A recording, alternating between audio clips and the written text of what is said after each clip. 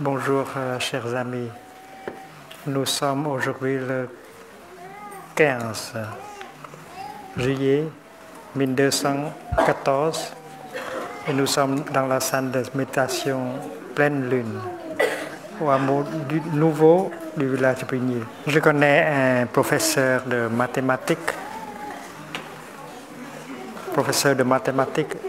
son nom est Henri. Il vient du Canada, Toronto, Canada. Il est un très bon professeur de mathématiques. Il a un bon cœur.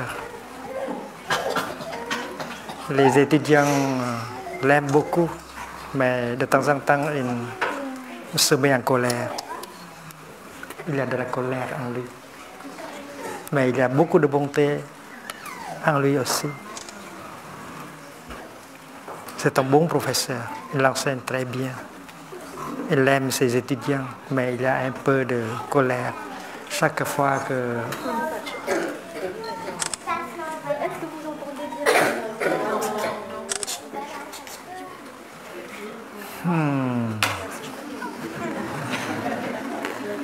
Mở lớn ra.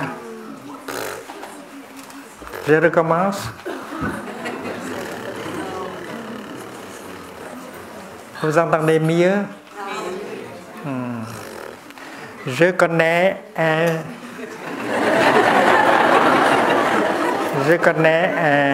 monsieur qui s'appelle Henri. Il est professeur de mathématiques. Il est un bon professeur. Il aime ses étudiants. Et les enfants l'aiment aussi. Mais il a un peu de colère en lui. Chaque fois que l'étudiant ne fait pas bien son devoir, alors le professeur peut se mettre en colère. Son nom est Henri. Il est venu au village de Brigny il y a une vingtaine d'années déjà. Il a appris à respirer, à marcher dans la pleine conscience pour pouvoir se calmer. Il est resté 2 semaines de suite au village Brigny. Il a essayé son mieux de marcher comme ça, de respirer comme ça pour pouvoir se calmer. Il a voulu maîtriser sa colère, transformer sa colère. Il veut devenir un professeur parfait. Son nom est Henri, c'est bien.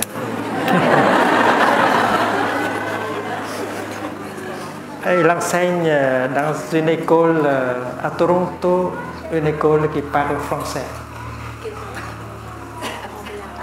Toronto French School. Toronto French School.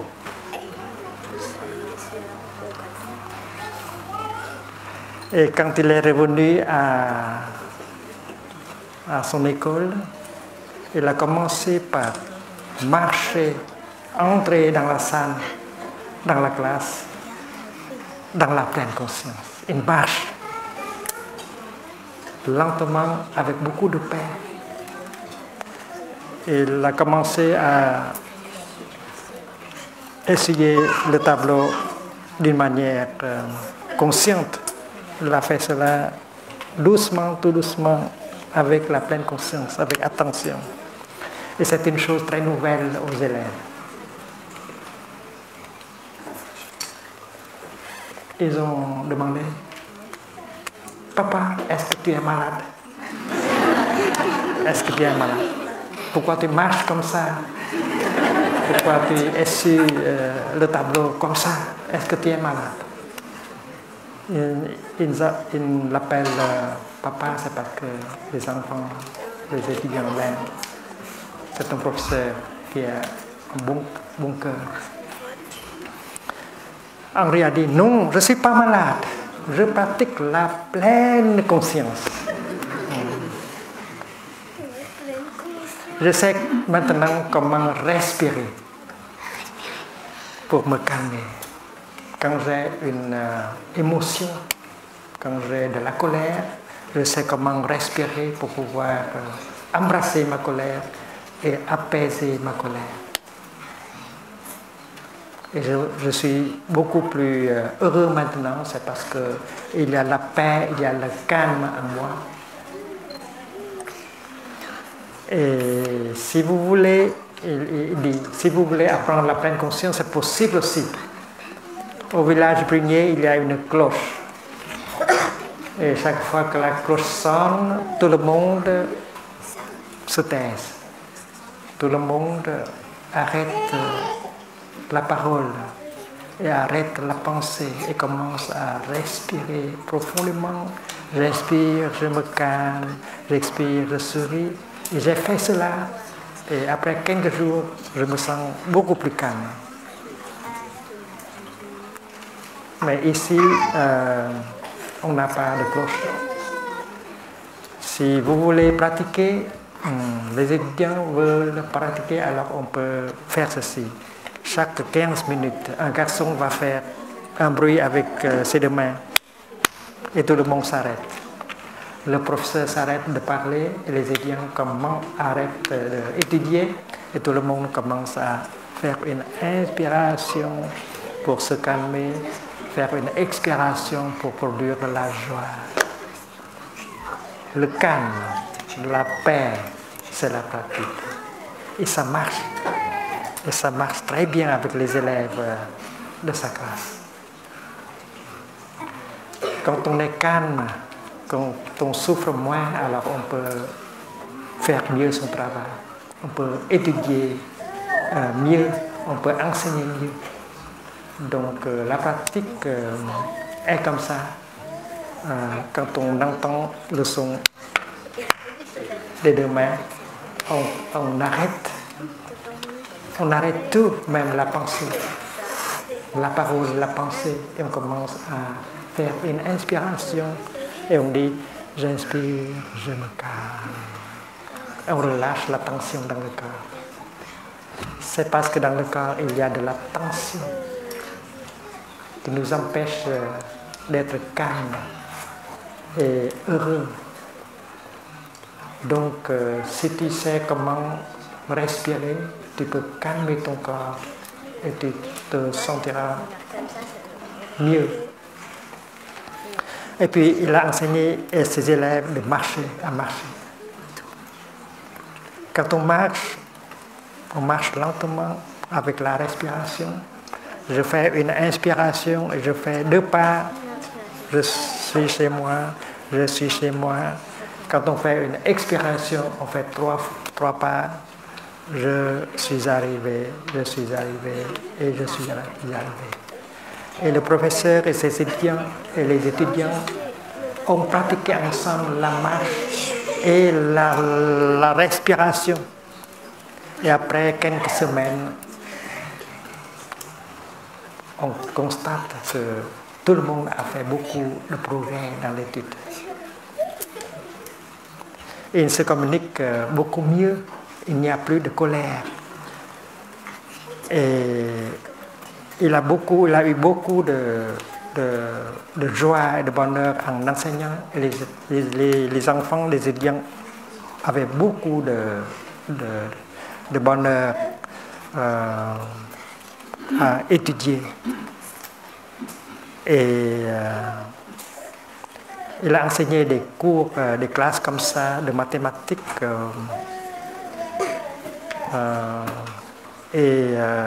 Tout le monde a constaté que les étudiants ont fait beaucoup de progrès. Et c'est pourquoi il l'a continué. Et à la fin, quand il arrive à l'âge de retraite, son école l'a prié de rester encore quelques années pour enseigner. Je pense que dans cette assemblée, il y a des enseignants, il y a des professeurs. Et j'espère qu'ils vont faire comme Henri, c'est-à-dire qu'ils vont maîtriser la respiration et la marche dans la pleine conscience. Comme ça, ils peuvent se calmer et comme ça, ils peuvent enseigner mieux. C'est parce que quand on est calme, on devient agréable. Et on ne fait pas de de la souffrance, on ne fait pas souffrir les autres. Donc la communication est beaucoup plus bonne et le travail sera effectué d'une manière magnifique. Quand tu as de la colère, quand tu es irrité, alors tu dois savoir comment faire pour pouvoir souffrir moins. Quand on a de la colère, quand on a de l'irritation, on souffre. Et si on vient au village Pugnier, c'est pour apprendre à gérer une colère, à apaiser une colère. Donc je veux que tout le monde apprenne la respiration et la marche pour pouvoir calmer sa colère, pour pouvoir avoir plus de joie, de bonheur à l'école comme dans la famille. La semaine dernière, les enfants ont appris à inviter la cloche à sonner. Je pense que les enfants de cette semaine peuvent le faire aussi. Et j'espère que dans la famille, dans chaque famille, il y a une petite cloche pour apprendre à respirer et à se calmer. Quand vous entendez la petite cloche, vous pouvez vous lever et dire au revoir à la communauté avant de sortir, continuer dehors. Chers amis, l'autre jour, nous avons parlé de la paix. La paix, c'est une pratique. Avant tout, on parle de la paix dans le corps. Le corps a besoin de la paix. Il y a de la tension dans le corps. Il y a aussi de la douleur dans le corps. Et on doit apprendre à respirer, à marcher, en telle sorte qu'on puisse enlever cette tension, réduire la douleur dans le corps. Il y a un exercice enseigné par le Bouddha. J'inspire, je suis conscient de mon corps physique. Quand on fait une inspiration, on ramène l'esprit vers le corps et on reconnaît qu'il y a un corps physique.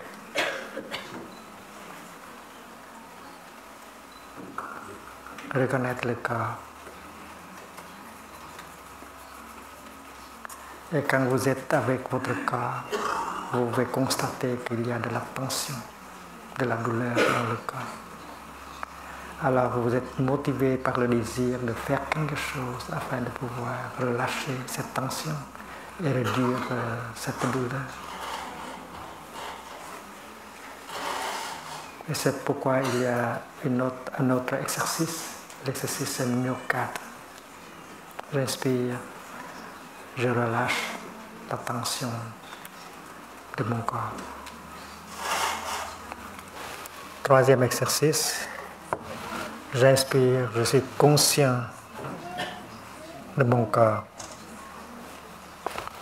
Avec l'exercice, on ramène l'esprit vers le corps et on est un avec son corps. C'est un exercice de base. Quand vous passez 2 heures avec votre ordinateur, vous oubliez complètement que vous avez un corps. Et quand l'esprit n'est pas avec le corps, vous n'êtes pas vraiment là, vous n'êtes pas vraiment vivante. Donc le corps, l'esprit revenu au corps, vous êtes établi dans le moment présent et vous pouvez toucher la vie dans l'instant présent. L'unité de corps et d'esprit est le résultat de la pratique.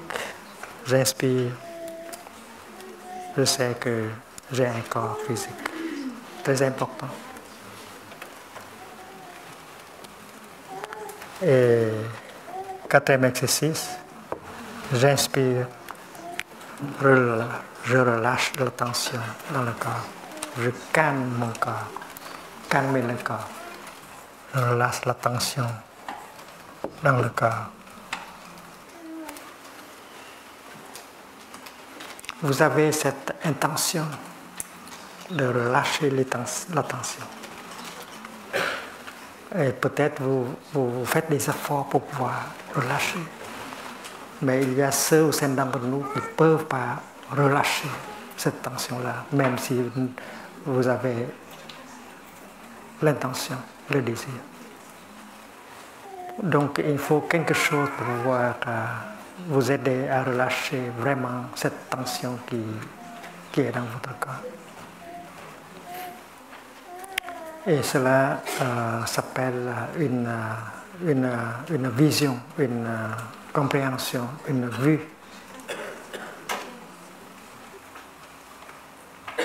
C'est parce que dans la méditation bouddhique, on parle de trois sortes d'énergie. La première, c'est la pleine conscience, smriti. La deuxième, c'est la concentration.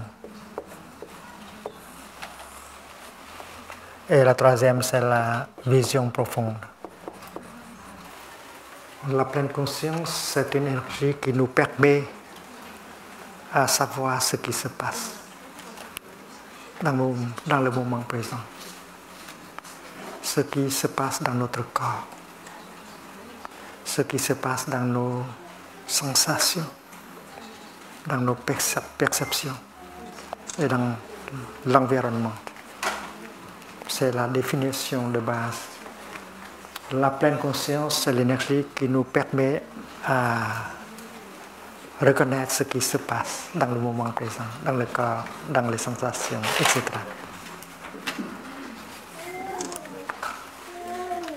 J'inspire, je me suis conscient de mon corps.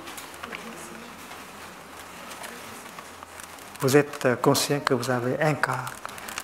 Et si vous êtes revenu à votre corps, vous savez ce qui se passe dans votre corps. C'est-à-dire qu'il y a de la tension, il y a de la douleur. Donc c'est la pleine conscience. Et quand on est en pleine conscience de quelque chose, on se concentre sur cela.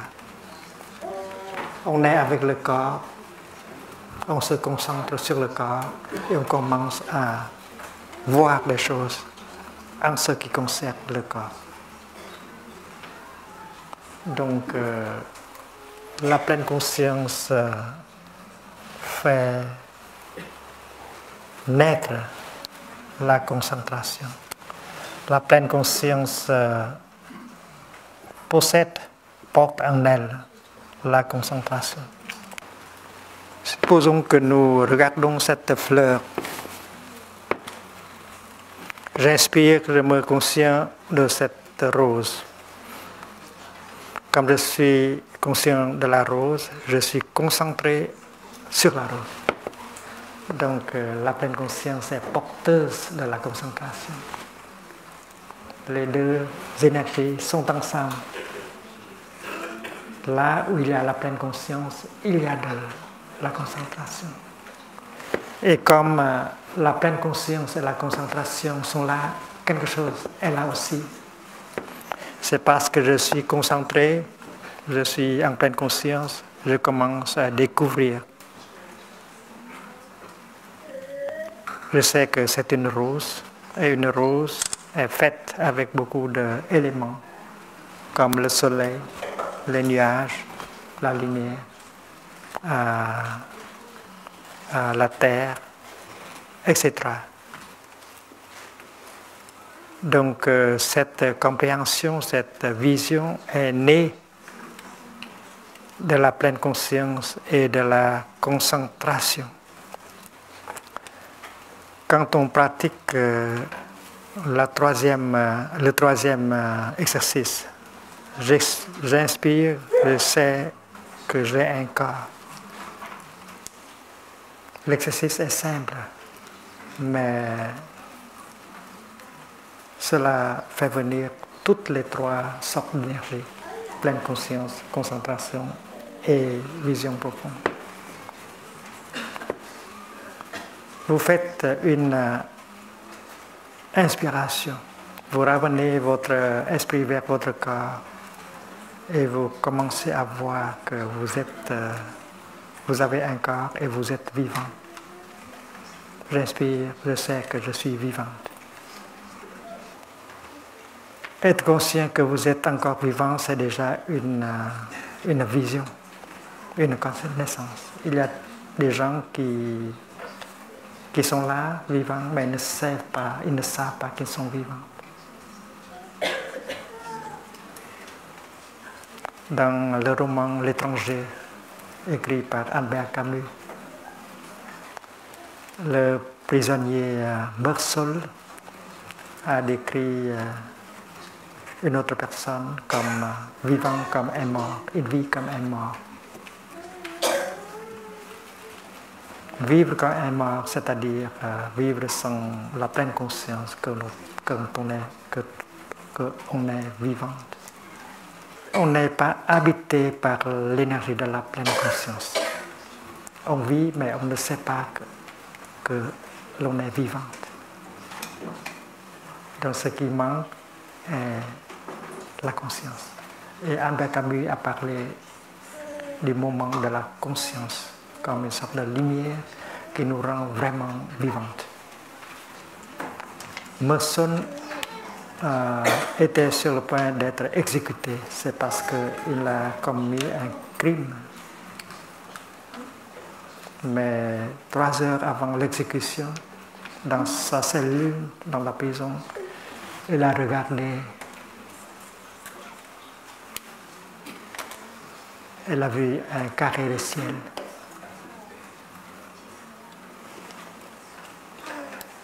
Et il était très surpris, c'est parce que c'était la première fois qu'il a vu le ciel bleu comme ça. Il a regardé le ciel bleu beaucoup de fois avant, mais ce moment-là, il ne savait pas pourquoi. Il entre en contact profond avec le ciel bleu. Et c'est un moment de conscience. Et depuis ce temps-là, il commence à vivre. Il a seulement 3 jours à vivre. Donc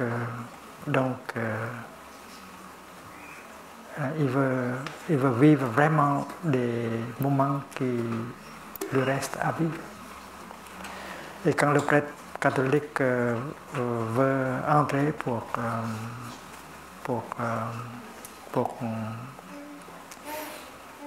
le rituel, il n'a pas voulu recevoir le prêtre. C'est parce qu'il ne veut pas perdre son temps. Il veut vivre vraiment ces 3 dernières journées qui lui restent. Il a décrit le prêtre comme il vit comme un mort. C'est parce que le prêtre n'est pas habité par la pleine conscience. Mais lui, le prisonnier, sur le point d'être exécuté, il est habité par la pleine conscience. Il vit comme un mort. Et si nous regardons autour de nous, nous voyons beaucoup de gens qui vivent comme des morts. Ils ne sont pas habités par la pleine conscience. Ils ont un corps, mais ils ne savent pas qu'ils ont un corps. Ils sont vivants, mais ils ne savent pas qu'ils sont vivants. Ils ne chérissent pas leur vie. Donc, quand je fais une inspiration dans la pleine conscience, je me dis, j'inspire, je sais que je suis vivante. sur cette belle planète. Alors la pleine conscience vous habite, vous êtes vraiment vivante. Et c'est le travail de la pleine conscience. Ça vous rend vivante. Et c'est comme la pleine conscience, c'est comme le Saint-Esprit. Là où il y a le Saint-Esprit, on est vraiment vivante. Et Jésus-Christ est habité par le Saint-Esprit, c'est pourquoi il est vraiment vivante. Donc une respiration peut vous rendre vivante. C'est parce qu'une inspiration peut ramener le corps vers l'esprit et vous êtes installé dans le moment présent et vous êtes vraiment présente, vous êtes vraiment vivante. Respire, tu es vivante. Donc c'est une chose simple. La pleine conscience apporte la vision profonde. J'inspire, je sais que je suis vivante. C'est déjà l'éveil, c'est déjà une vision. C'est parce qu'une personne qui est déjà morte, elle ne peut plus, elle ne respire plus. Et vous qui faites une inspiration, vous êtes vivante. Donc la pleine conscience, la concentration, porte en elle aussi la vision profonde. La vue juste. Donc, pour pouvoir vraiment relâcher l'attention, il faut avoir une certaine vision profonde. On a toujours couru, chercher quelque chose. On a passé du temps, des années, pour courir, pour chercher. Et cette course est devenue une habitude. Et cela fait accumuler de la tension dans le corps. Et si on ne peut pas arrêter cette course, alors on ne peut pas relâcher la tension. Il faut avoir une vision profonde. La vie est merveilleuse, la vie est belle. Il y a des merveilles de la vie qui sont disponibles dans le moment présent. Et pourtant, on ne peut pas entrer en contact avec ces merveilles de la vie qui sont disponibles. On court toujours, c'est pourquoi on perd tout. Alors, quand je vois cela, je suis capable de m'arrêter facilement. Et quand je peux m'arrêter comme ça, je peux relâcher très facilement la tension dans mon corps. Alors il faut avoir une certaine vision pour pouvoir vraiment relâcher la tension dans le corps. Toutes sortes de recherches, toutes sortes de courses qu'on a fait n'ont abouti à rien. Et je me suis réveillé de ce rêve. Je sais que la vie est là, disponible dans l'instant présent, que les merveilles de la vie sont disponibles. Alors, avec cette vision profonde, je peux m'arrêter, je peux arrêter la course. Et relâcher la tension devient une chose facile pour moi. Ce qui est le plus précieux, c'est la vie ici et maintenant. Si je ne peux pas entrer en contact avec les merveilles de la vie dans l'ici et le maintenant, alors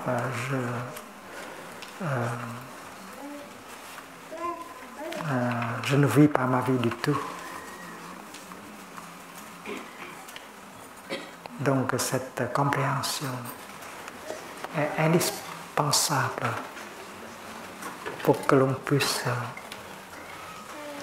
relâcher la tension dans le corps. Alors quand vous marchez, vous faites une inspiration, Vous faites un pas et je vous dites, je suis arrivé.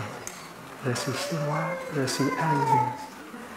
Votre vrai chez moi, chez vous, c'est l'instant présent. Seul l'instant présent, seul possède la vie.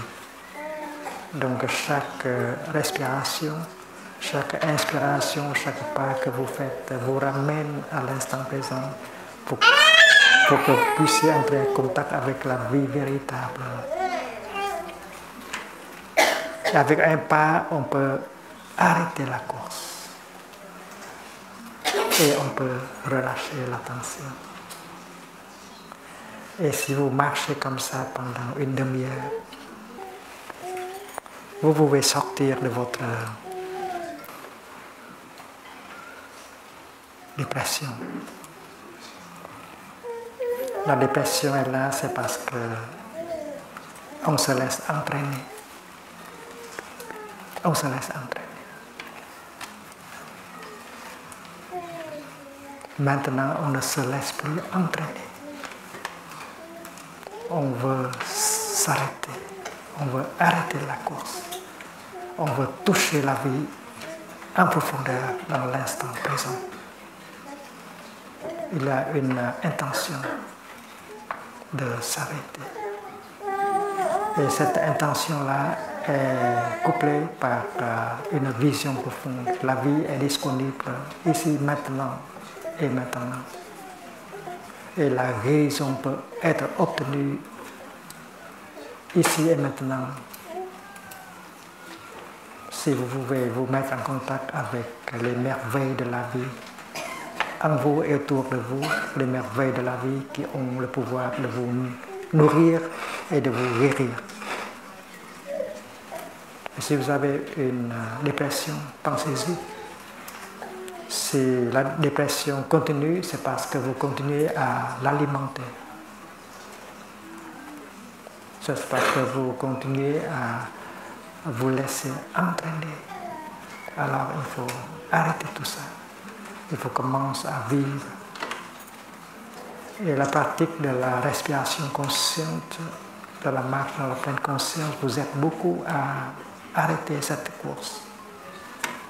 Et c'est pourquoi chaque inspiration, chaque expiration, chaque pas que vous faites apporte la guérison, apporte la paix, l'arrêt, la guérison et même la liberté.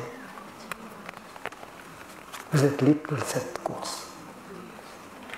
Il faut vraiment s'arrêter.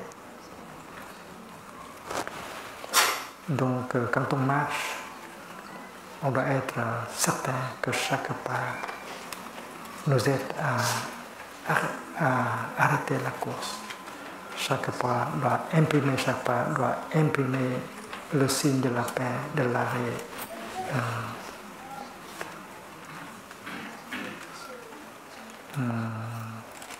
Les empreintes de la paix et de l'arrêt sur le sol. On marche comme une personne libre. Ce n'est pas la liberté politique, mais la liberté en ce qui concerne la course. Et chaque pas nous rend la liberté. Chaque pas nous ramène au moment présent pour qu'on puisse entrer en contact avec la vie véritable. Et on sait que le royaume de Dieu est disponible dans l'ici et le maintenant. Et c'est possible de pénétrer, d'entrer dans le royaume de Dieu par la pleine conscience. Une inspiration dans la pleine conscience, un pas fait dans la pleine conscience suffit à vous aider à entrer dans le royaume de Dieu. Et si vous pouvez vous promener dans le royaume de Dieu, alors la guérison, c'est une chose possible. Donc, il faut une certaine vision profonde pour pouvoir s'arrêter, pour pouvoir relâcher la tension dans le corps. Le deuxième exercice, c'est suivre votre inspiration. Suivre l'inspiration et l'expiration. Premier exercice, c'est conscient de l'inspiration et de l'expiration.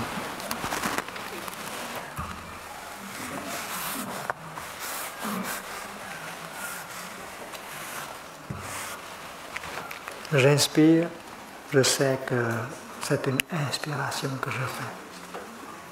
J'expire, je sais que c'est une expiration que je fais. C'est identifier l'inspire comme l'inspire, l'expire comme l'expire. C'est facile. Mais quand vous faites cela, vous pouvez arrêter votre pensée. Et vous revenez avec votre corps. L'exercice est simple, mais son effet est profond.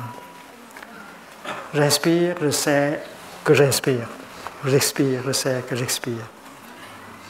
Identifier l'inspire et l'expire. Deuxième exercice, j'inspire, je suis mon inspiration dans tout son parcours. L'inspiration peut durer 3 secondes. Et ici, le doigt représente mon esprit. Et je suis l'inspiration dans tout son parcours. Il n'y a pas d'interruption. Donc il y a de la concentration. Il n'y a plus de pensée. Je ne pense plus. Je suis seulement le cours de mon inspiration. Et c'est une chose agréable à faire aussi. Arrêtez la pensée, se réjouir de votre inspiration. Et suivre une inspiration, c'est quelque chose d'agréable aussi. Vous avez un nez qui n'est pas bouché, vous avez de l'air pur, vous avez des poumons qui marchent encore très bien. Alors c'est un plaisir de faire une inspiration. La joie est possible.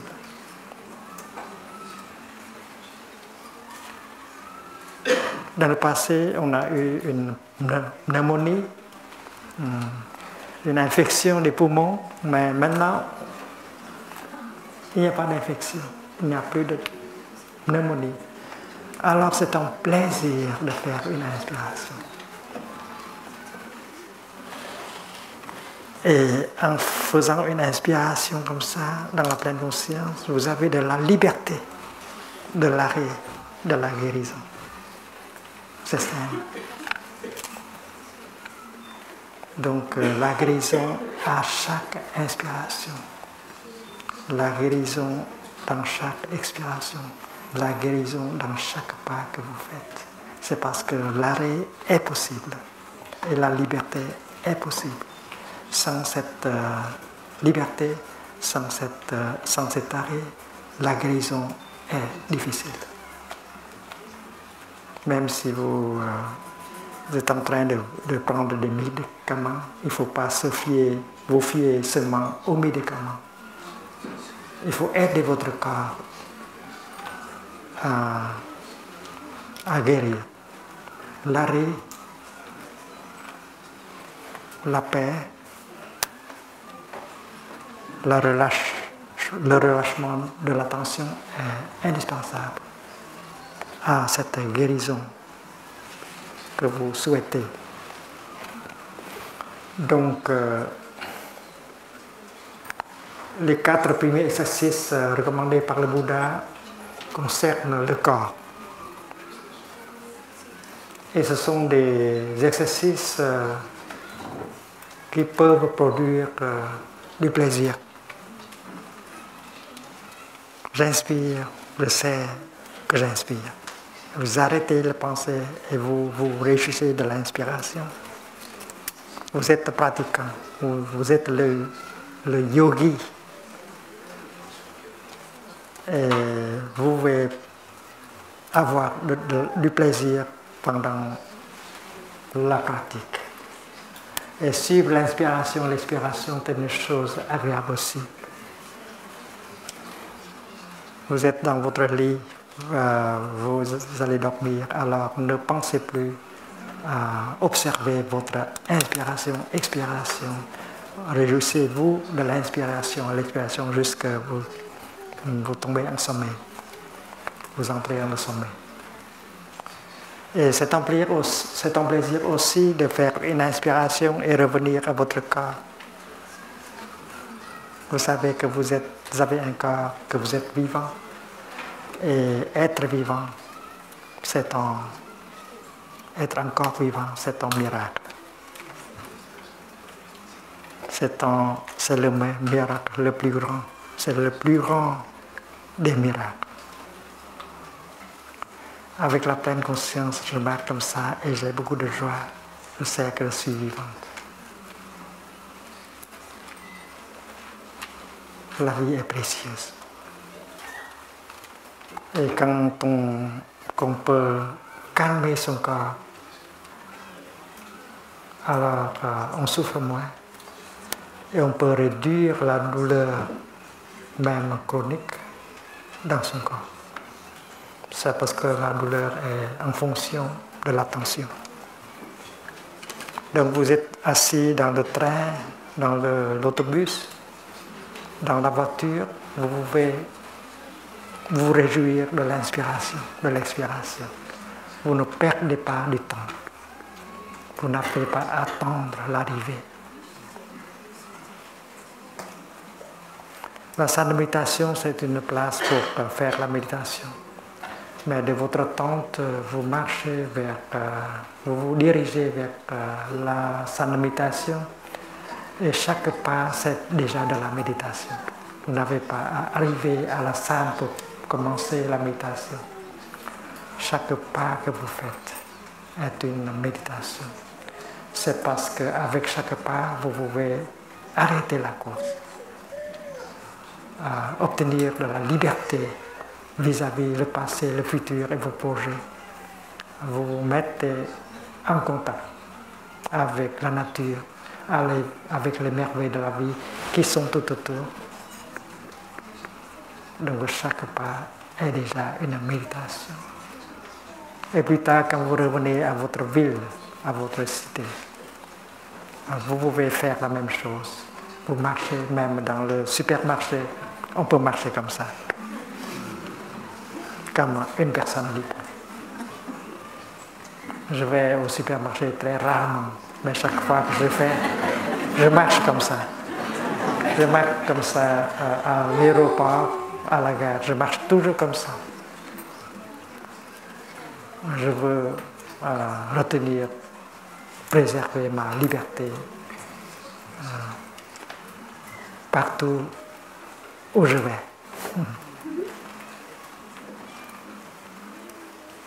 Donc, de votre parking, vous marchez vers votre bureau, votre lieu de travail. Vous marchez comme ça, comme un homme libre, une femme libre. Vous marchez comme un Bouddha. Marcher comme un Bouddha, c'est chose possible pour tout le monde. C'est parce que vous avez de la liberté. Et chaque pas, vous êtes à cultiver plus de liberté, plus de joie, plus de santé. Et cela va devenir une habitude. Si vous pratiquez une semaine, 2 semaines, ça va devenir une bonne habitude et vous marchez comme une personne libre, avec joie. La vie est à chaque instant. La joie aussi est possible à chaque instant de la vie. Et vous avez des amis qui pratiquent et qui vous encouragent dans la pratique, qui vous offrent de l'énergie collective de la pleine conscience. Quand on est venu au village puni, on voit des pratiquants qui pratiquent et on peut profiter de cette énergie collective de pratique pour pouvoir consolider sa propre pratique. Et quand on revient chez soi, on peut aussi regarder autour pour identifier des éléments qui peuvent nous aider à bâtir, construire une sangha. Un groupe de personnes qui peuvent marcher comme ça, qui peuvent respirer comme ça, ils peuvent préserver et nourrir cette pratique de pleine conscience. La pleine conscience nous rend vivantes. C'est l'Esprit Saint de Dieu. C'est le Saint-Esprit. Le Saint-Esprit, si vous analysez, là c'est la pleine conscience, la concentration et la vision profonde. Ce n'est pas quelque chose de mystique. Tout le monde a des graines de la pleine conscience, de la concentration et la vision profonde en soi. Alors si on pratique, on va faire grandir ces graines-là et ça va nous procurer beaucoup d'énergie. L'énergie de la pleine conscience, l'énergie de la concentration, l'énergie de la vision profonde qui nous aide à générer de la joie,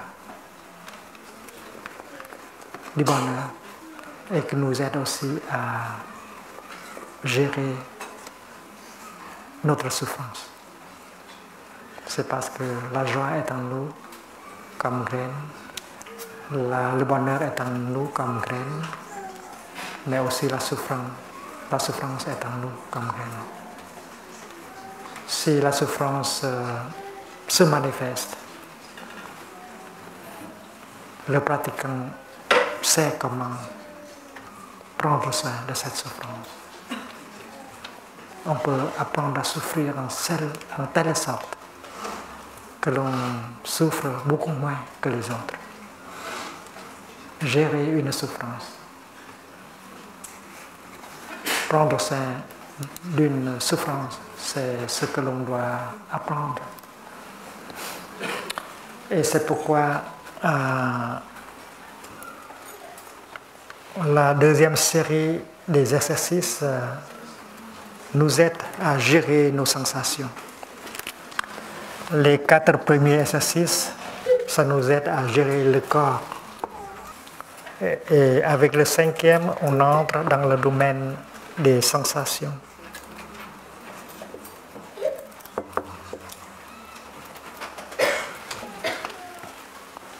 Le 5e exercice, c'est de faire venir une sensation de joie. Faire parvenir une sensation de joie. En tant que pratiquant, on sait comment faire venir une sensation de joie. À n'importe quand et à n'importe où. Reconnaître une sensation de joie, faire venir une sensation de joie.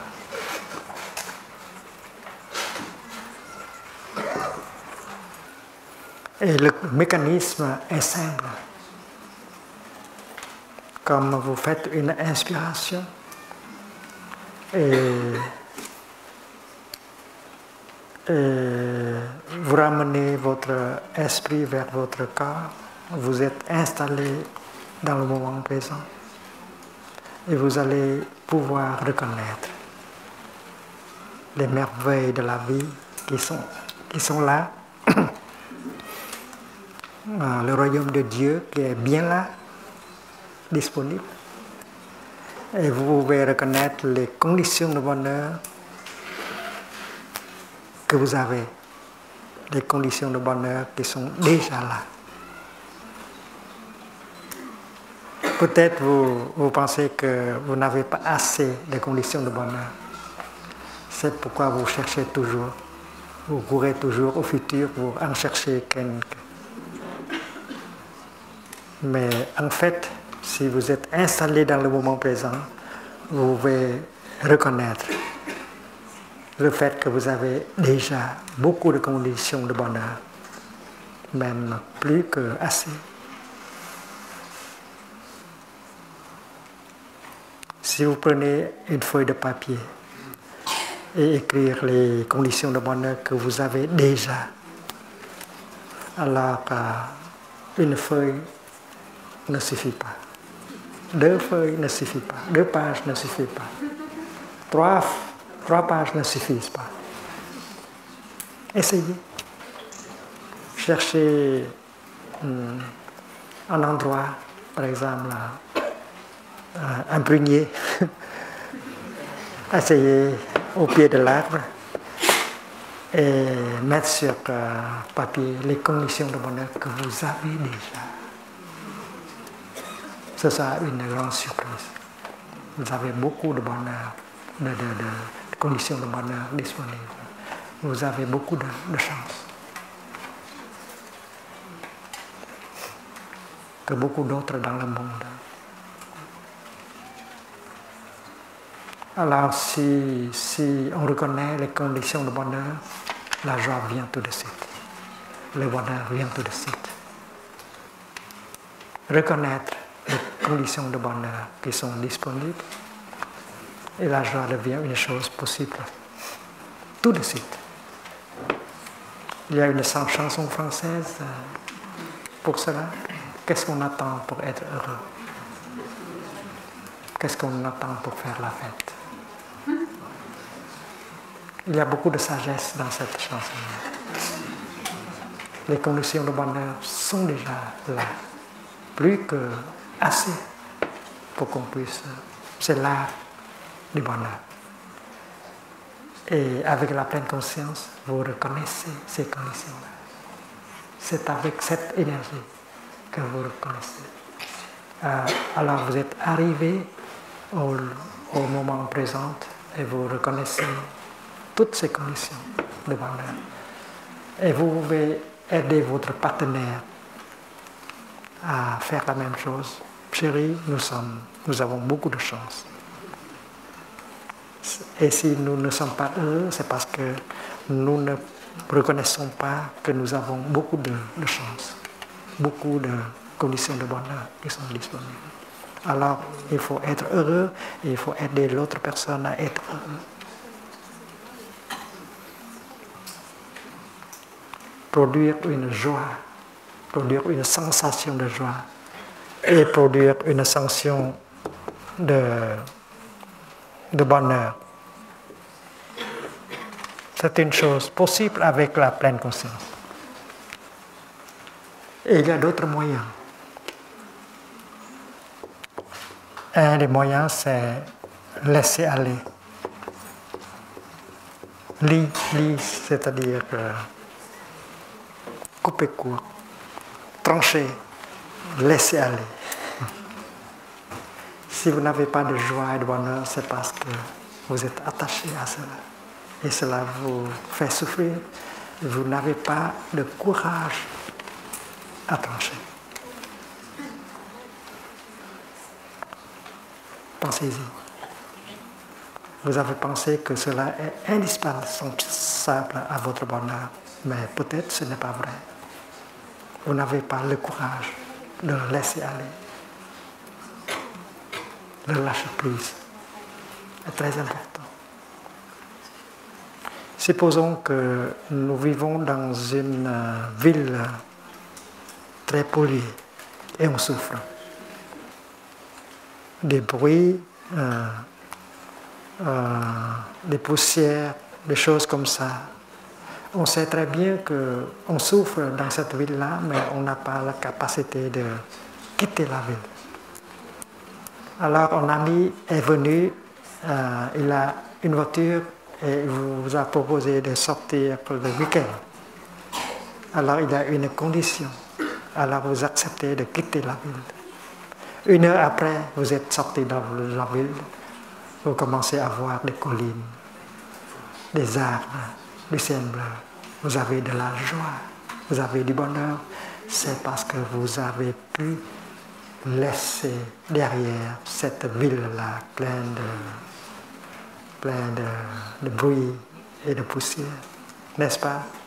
Donc, laissez aller, lâcher prise, c'est une cause de joie, de la joie et du bonheur. Pensez-y, il y a des liens qui vous ligotent,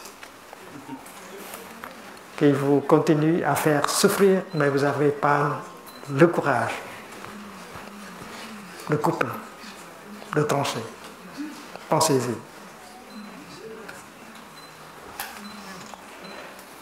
Si vous pouvez laisser aller, si vous pouvez trancher, alors vous avez beaucoup de liberté. Et la liberté, c'est la cause principale du bonheur et de la joie. Et c'est une pratique proposée par le Bouddha. Une autre pratique, c'est se souvenir de la souffrance dans le passé. Dans le passé, on a souffert. Dans le corps, dans l'esprit. Par exemple, il y a une dizaine d'années, j'avais une infection pulmonaire et j'ai souffert pendant des mois et des mois. J'ai craché du sang et j'ai beaucoup souffert. Mais après avoir hospitalisé à Boston, on a pu arrêter cette infection. Et chaque fois que je repense à cette période de maladie, j'éprouve beaucoup de plaisir en faisant une inspiration, une expiration.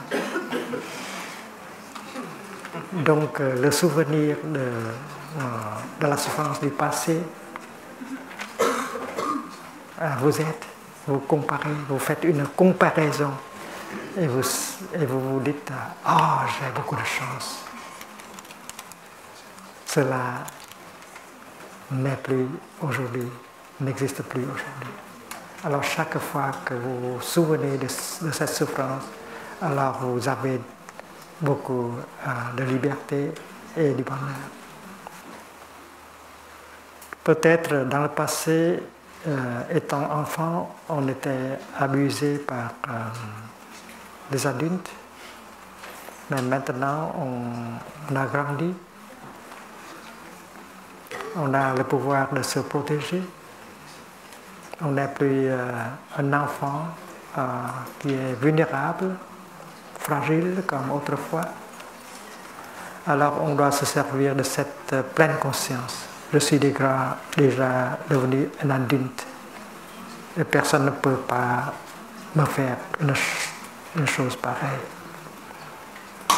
Alors cette réminiscence, cette pleine conscience vous aide à vous protéger, à vous établir dans le moment présent afin de pouvoir goûter la vie, profiter de la vie dans le moment présent.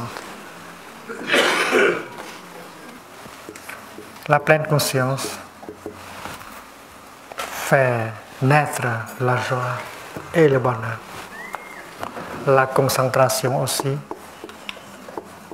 fait naître la joie et le bonheur.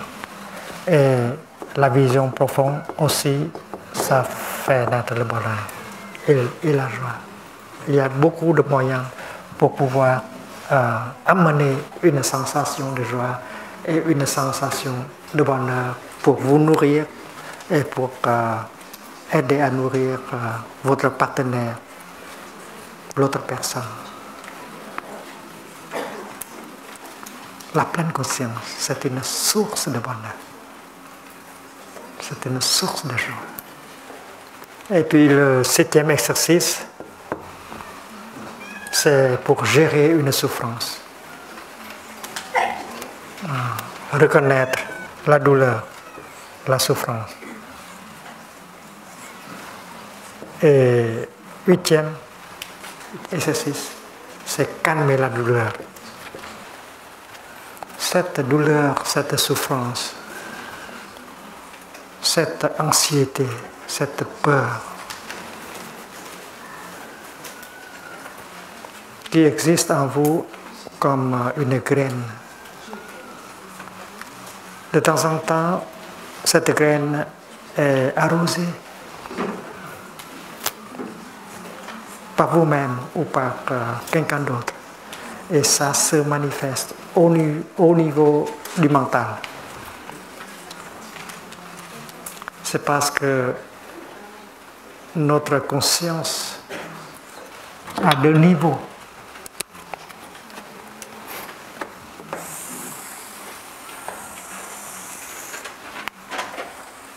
La partie inférieure est appelée tréfonds.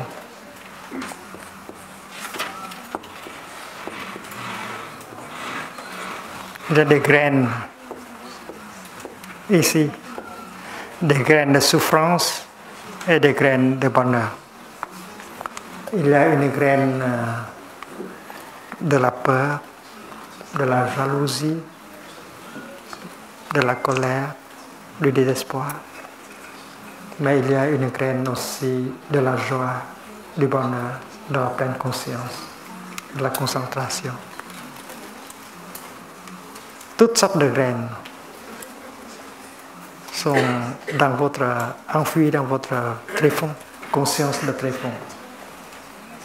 Alors si on arrose, on touche une graine comme ça,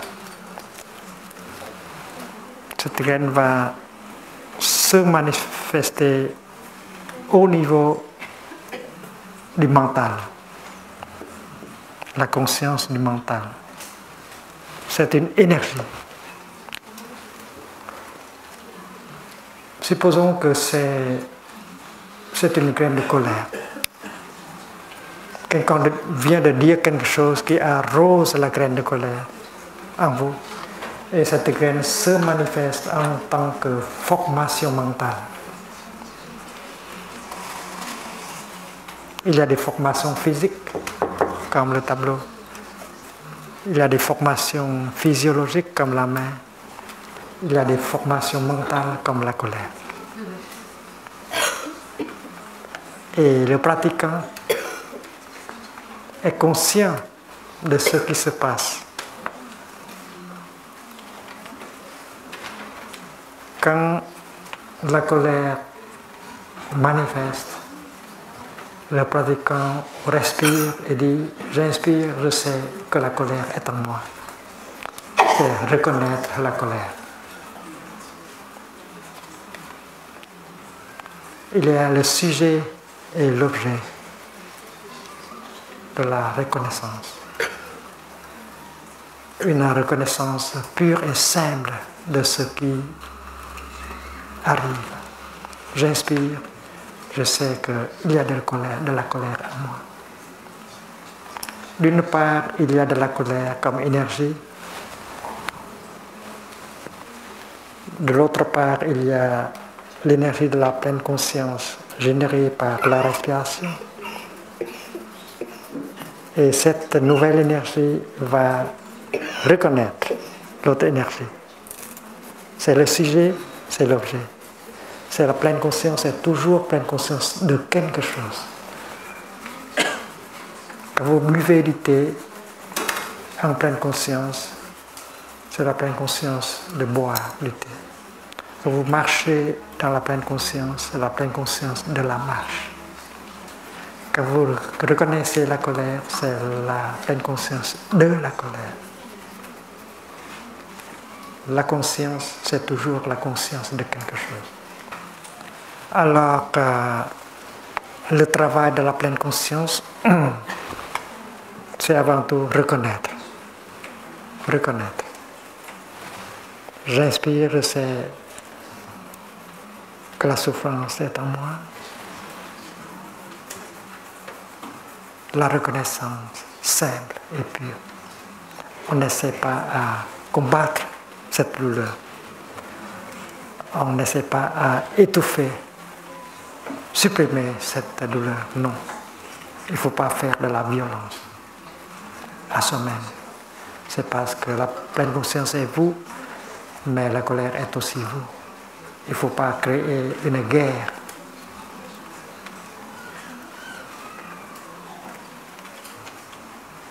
En soi. Donc la pratique, c'est une reconnaissance simple et pure. Et puis la pleine conscience, étant qu'énergie, peut aussi embrasser. Comme un grand frère embrasse son petit frère. Comme une maman embrassant son bébé. Comme ça, avec beaucoup de tendresse, avec beaucoup de non-violence. C'est ce que le pratiquant fait. Reconnaître la souffrance, embrasse la souffrance tendrement. Deux énergies ensemble.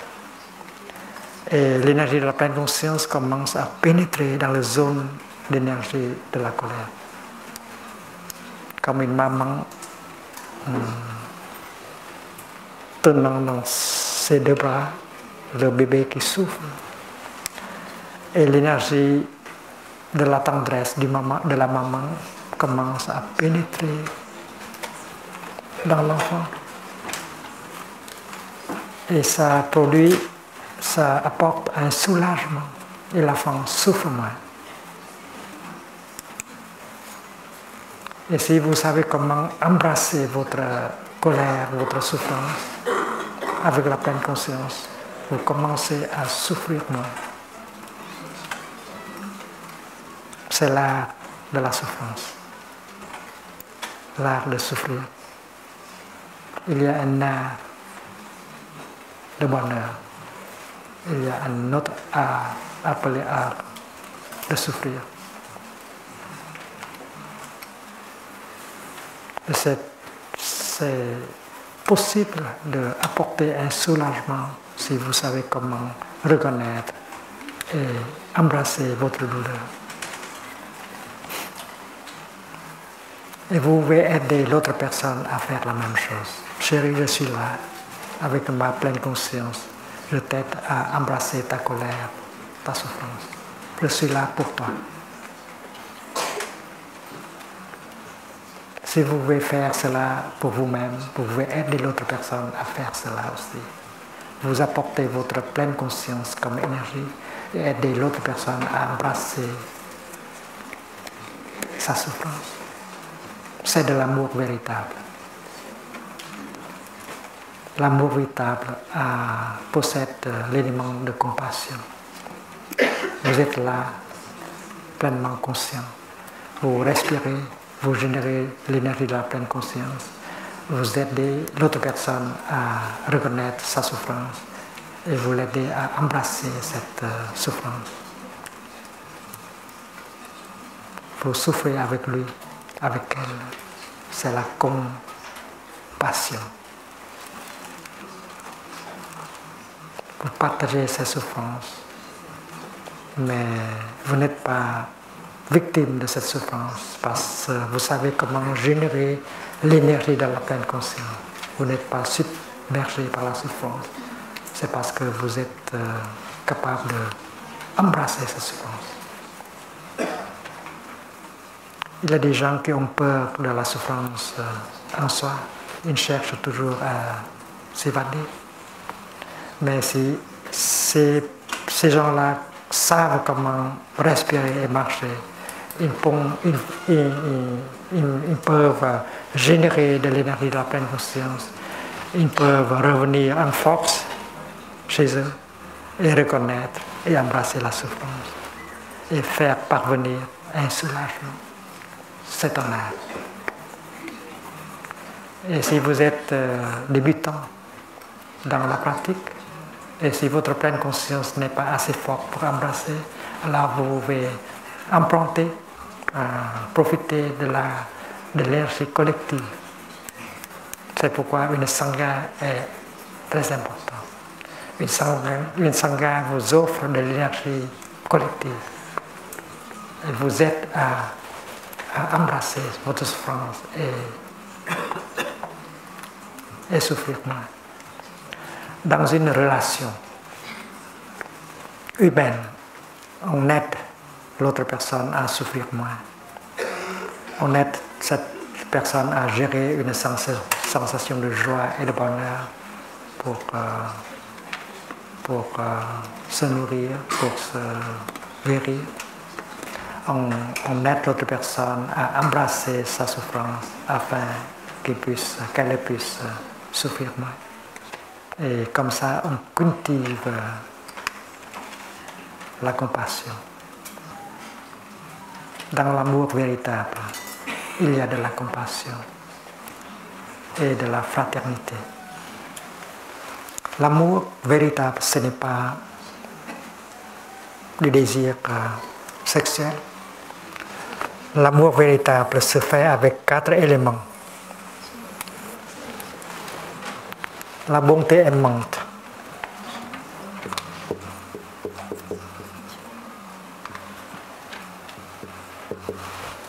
la fraternité amoureuse. On se conduit comme frère et sœur, comme frère et frère, comme frère et sœur.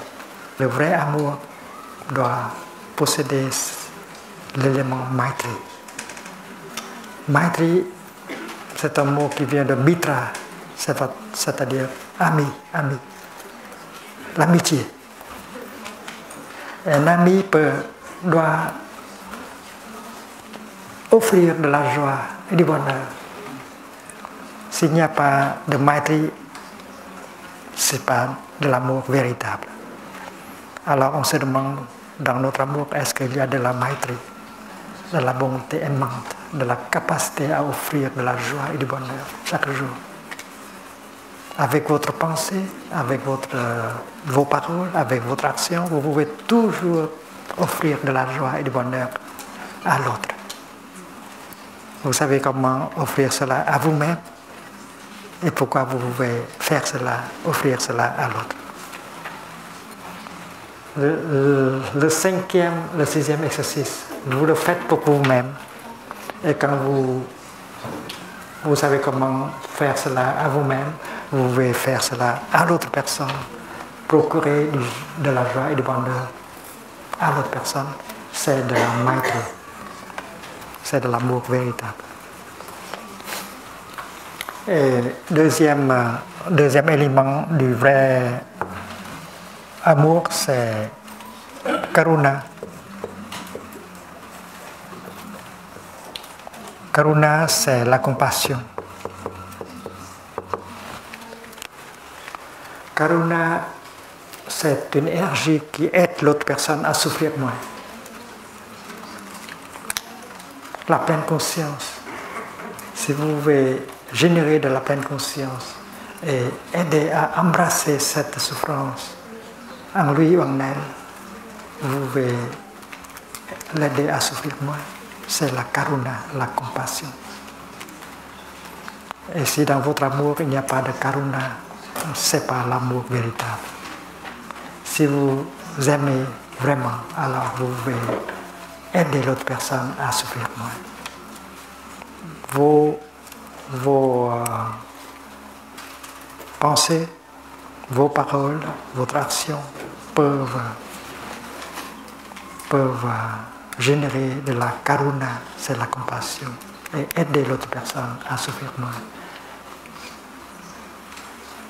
La compassion, c'est une chose précieuse. Si vous pouvez gérer de la compassion, alors la guérison est possible, tout de suite. La compassion guérit. Et la compassion, comment faire pour la générer? L'année dernière, j'étais invité à partager sur ce problème,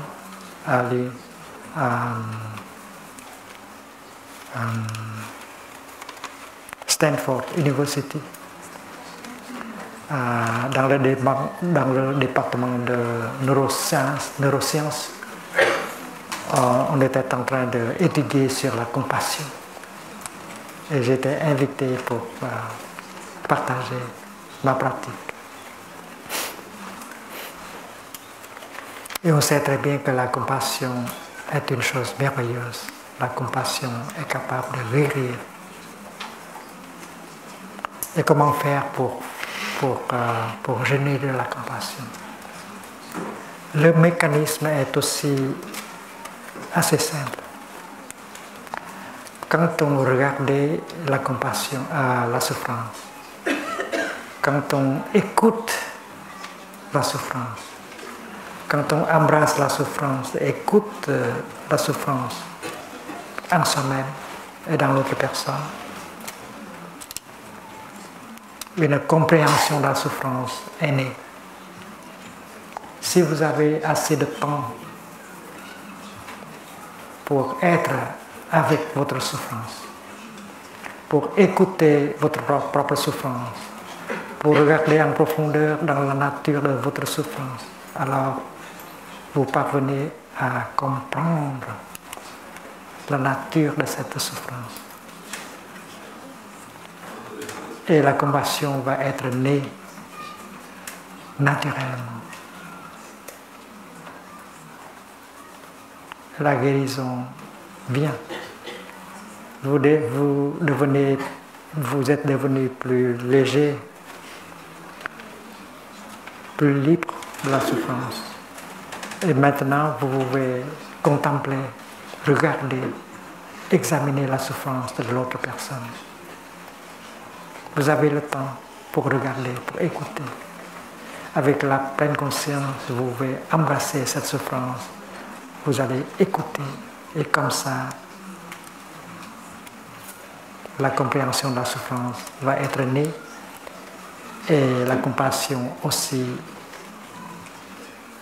est née de cette pratique. C'est comme on cultive les fleurs de lotus avec de la boue.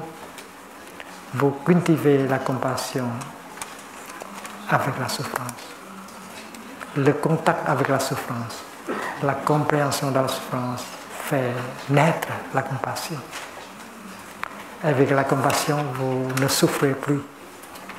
Il n'y a plus de colère. Et vous pouvez aider l'autre personne à souffrir moins, beaucoup plus facilement. Chérie, je sais que tu as souffert beaucoup dans les années passées. Je n'ai pas pu t'aider à souffrir moins. Et j'ai réagi en telle sorte qu'il t'a fait souffrir plus. Et je suis navré. Chérie, ce n'est pas mon intention de te faire souffrir comme ça. C'est seulement parce que je n'ai pas vu et compris cette souffrance en toi. Il faut que tu m'aides. Il faut que tu dises ce qui est dans ton cœur. Il faut m'aider à comprendre cette souffrance. J'ai besoin de l'aide. Aide-moi, chérie. Et cette sorte de conversation, cette sorte de langage va pouvoir ouvrir le cœur, la porte du cœur de l'autre personne. Et il va vous dire ce qui est dans son cœur. Et vous écoutez avec la pleine conscience. Et en même temps, vous pouvez embrasser cette douleur en lui, en elle. Et le soulagement peut venir naturellement et tout de suite. Et c'est une session très guérissante avec l'écoute profonde. C'est parce que l'écoute profonde possède de la compassion. Si vous écoutez avec compassion, vous êtes à la guérison. Vous aidez à la guérison de l'autre personne. et la guérison en vous-même. Donc il y a dans l'amour véritable de la compassion, et on doit savoir comment gérer de cette énergie dans notre amour. Aimer, c'est aider d'autres personnes à souffrir moins. Et vous êtes capable. C'est parce que vous êtes pratiquant. Vous savez comment écouter la souffrance, regarder la souffrance et comprendre la souffrance. Et vous pouvez faire naître la karuna, la compassion. Le troisième élément de l'amour véritable, c'est la joie.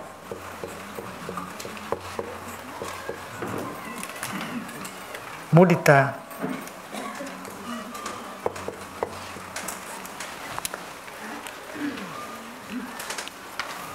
Cette joie est une joie, n'est pas une joie individuelle.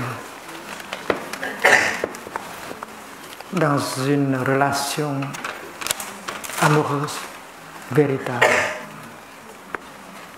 sa souffrance est votre souffrance, sa joie est votre joie. Il n'y a pas de bonheur individuel, il n'y a plus de bonheur individuel, il n'y a plus de souffrance individuelle. Ta souffrance, c'est ma souffrance. Alors vous savez comment gérer une sensation de joie. Vous savez déjà en tant que pratiquant. Vous savez comment générer une sensation de bonheur avec la pleine conscience. Alors vous pouvez faire cela pour lui et pour elle. Donc la capacité d'offrir de la joie et du bonheur, c'est la mudita. Et si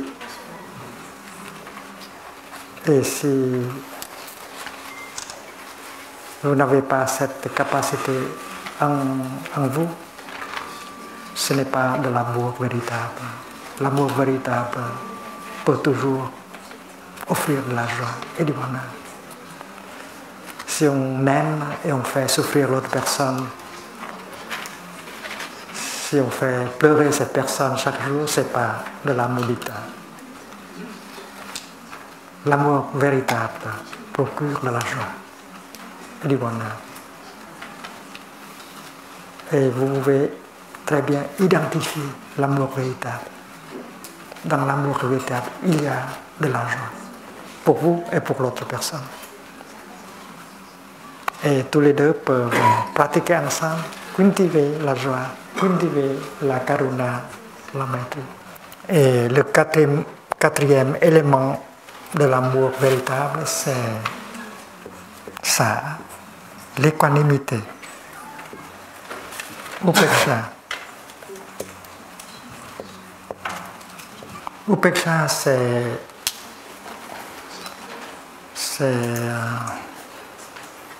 la non-discrimination. C'est l'inclusivité. Il n'y a plus de discrimination entre vous et l'autre. Le bonheur n'est plus un bonheur individuel. La souffrance n'est plus une souffrance individuelle. Ce qui arrive à l'autre arrive à vous en même temps. Votre joie est sa joie. Donc il n'y a plus de frontière entre ceux qui aiment et celui qui aime et celui qui est aimé. Il n'y a plus de discrimination. Il n'y a plus de soi séparé. Vous formez un couple, vous formez une seule personne. Et cette capacité d'aimer, faire croître l'amour sans cesse. Et votre amour va pouvoir embrasser nous tous. C'est l'upeksha, c'est l'amour sans frontières. C'est la non-discrimination. Aimer une personne, c'est le commencement pour pouvoir aimer tout. Donc c'est l'amour du Bouddha. On n'exclut personne. Et tout le monde profite de votre amour. C'est parce que dans votre amour, il y a l'élément upeksha, la non-discrimination. Vous commencez avec une personne, mais comme votre amour continue à grandir, alors ça va recevoir, ça va inclure tout le monde. Et c'est pourquoi l'amour, les 4 éléments de l'amour véritable sont appelés des 4 illimités, l'amour sans frontières. Tous les 4 éléments continuent à se développer.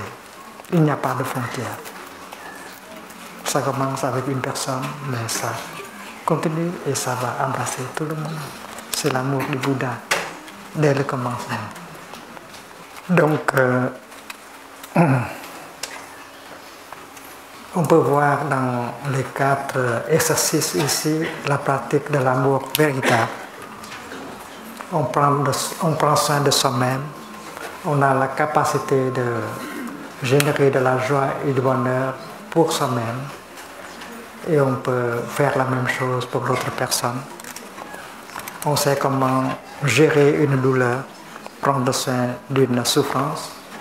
On sait comment calmer une souffrance.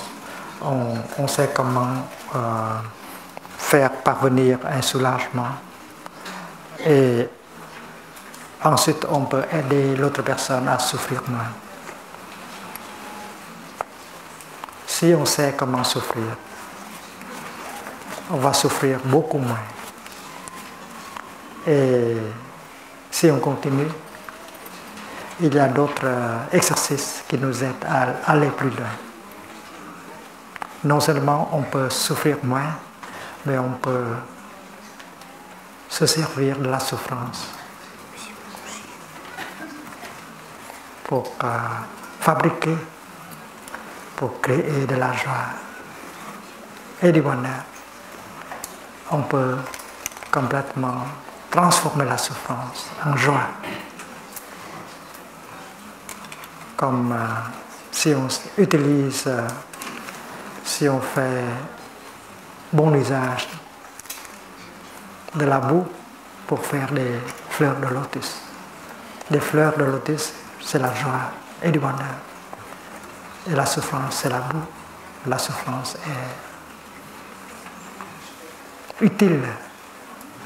Et vous pouvez parler du bienfait de la souffrance. Alors le pratiquant sait comment gérer une souffrance. Comment se servir de la souffrance pour créer de la compréhension et de l'amour. Et la compréhension et l'amour, c'est la base du bonheur véritable. Tout le monde parle du royaume de Dieu. Mais chaque personne a une idée du royaume. Et la plupart d'entre nous pensent que le royaume de Dieu est un endroit où il n'y a pas de souffrance. Il n'y a que du bonheur. Mais pour moi, c'est impossible. C'est impossible qu'un tel endroit puisse exister. C'est comme on dit que il y a un endroit où il y a seulement des lotus, il n'y a pas de boue. Mais c'est impossible pour que le lotus pour que le lotus pousse s'il n'y a pas de boue. On ne peut pas cultiver, faire pousser le lotus sur le marbre. Il faut de la boue pour que le lotus soit possible. La même chose est vraie avec le bonheur. Le bonheur est chose possible. Le bonheur est fait avec des éléments non-bonheur. Et c'est l'enseignement profond du Bouddha. Quand vous regardez la rose, avec la pleine conscience, avec la concentration, vous voyez que la rose est faite avec des éléments non roses, comme le soleil, la pluie, la terre, etc. Et si vous enlevez des éléments non roses, alors la rose n'existe plus. Le bonheur est une rose. Et le bonheur est fait avec des éléments non-bonheur. La souffrance y inclut. Si vous regardez la fleur de lotus, vous voyez la boue dedans. Sans la boue, il n'y a pas de lotus. Donc, il n'y a pas de bonheur s'il n'y a pas de souffrance. Ma définition du royaume de Dieu, ce n'est pas un endroit où il n'y a pas de souffrance. Ma définition, c'est comme ceci. Le royaume de Dieu, c'est un endroit où on sait comment se servir de la souffrance pour faire le bonheur. On a besoin de la souffrance. La souffrance est un ingrédient indispensable pour le bonheur. Et ça se voit. Vous voyez, quand on regarde la souffrance dans l'autre personne, quand on l'embrasse, quand on embrasse cette souffrance, quand on écoute cette souffrance, quand on regarde en profondeur cette souffrance, la compréhension est née. La compréhension de la souffrance est née. Et avec la compréhension de la souffrance, la miséricorde, la compassion est née. La compréhension et la compassion sont nées de la souffrance. Et la compassion et la compréhension sont à la base de tout bonheur. S'il n'y a pas de compassion, d'amour, il n'y a pas de bonheur du tout. Mais pour cultiver la compassion, pour cultiver la connaissance, il faut de la souffrance. Donc, je suis certain qu'il y a de la souffrance dans le royaume de Dieu. Mais seulement dans le royaume de Dieu, on sait comment se servir de la souffrance pour produire de l'amour, de la compassion et de la compréhension. Supposons que vous envoyez vos enfants à un pays où il n'y a pas de souffrance. Qu'est-ce qui va arriver? Dans un endroit, dans un pays où il n'y a pas de souffrance, votre enfant n'a pas de chance pour cultiver la compréhension et l'amour. Et votre enfant ne peut pas devenir adulte. Il ne sait comment comprendre et aimer, alors il souffre. Une personne qui n'a pas de compréhension et d'amour en elle, cette personne souffre énormément. Donc il ne faut pas envoyer vos enfants dans un pays où il n'y a pas de souffrance.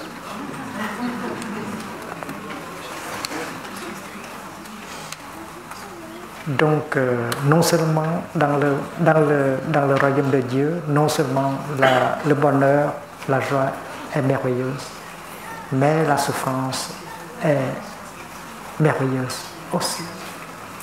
Il faut apprendre à regarder la boue avec cette sagesse. Il faut regarder la souffrance avec cette sagesse. Alors, vous n'aurez plus peur de la souffrance. Et vous pouvez embrasser la souffrance avec tendresse et la transformer.